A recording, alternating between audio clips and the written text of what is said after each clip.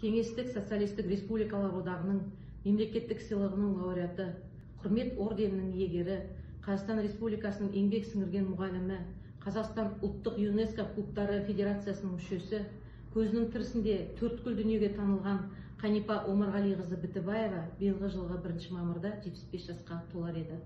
Осы орайда ұлағатты ұстаздың 75 жылдығына орай Шығыс Қазақстан облысының білім басқармасының бастауымен ағымдағы жылдың 25 сәуірі мен 1 мамыр күндері аралығында қашықтықтан ұстаздың республикалық ғылыми әдістемелік зертханасы ұстаздарға ұстаз болған Асылжан атты апталық ұйымдастыруда.